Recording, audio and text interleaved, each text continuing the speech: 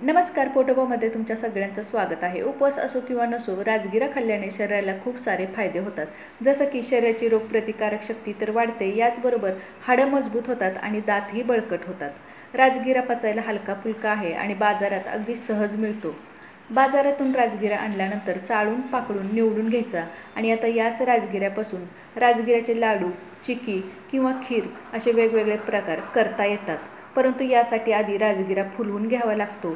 तर सुरू करूया स्टेप बाय स्टेप राजगिरा फुलवण्याची प्रोसेस. आणि यासाठी वाटीभर किंवा गरजेनुसार राजगिरा घ्यायचा.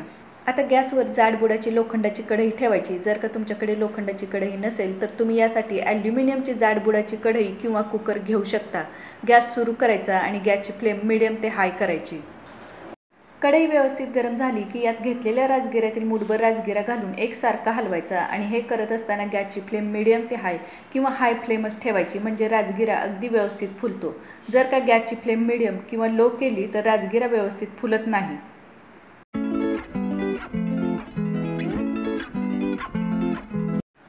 राजगिऱ्याला भरपूर उष्णता लागली की तो लगेचच फुलण्यास सुरुवात होते.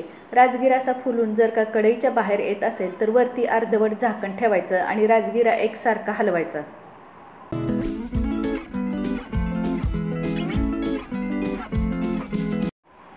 काही मिनिटातच सगळा राजगिरा फुलून असा पांढरा शुभ्र होतो. आता हा तयार झालेला राजगिरा बाहेर काढायचा आणि मूठभर राजगिरा घालून एकसारखा भाजून फुलवून घ्यायचा.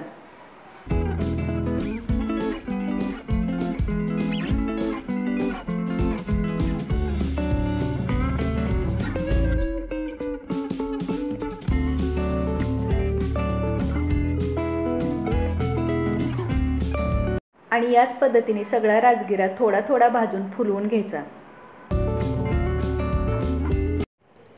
अगदी कमी वेळात सोप्या पद्धतीने सगळा राजगिरा फुलवून तयार झालेला आहे. तयार झालेल्या राजगिऱ्याच्या लाह्या पूर्णपणे थंड झाल्या की घट्ट झाकणाच्या डब्यात भरून ठेवायच्या, म्हणजे हव्या त्या वेळेला या पटकन खाता येतात.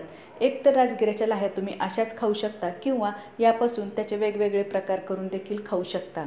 माझ्या रेसिपीज तुम्हाला आवडत असतील तर चॅनलला नक्की सबस्क्राईब करा, लाईक करा, कमेंट करा आणि व्हिडिओची लिंक तुमचे मित्रमैत्रीण, नातेवाईक यांच्याबरोबर शेअर करा. हा व्हिडिओ पाहिला याबद्दल धन्यवाद.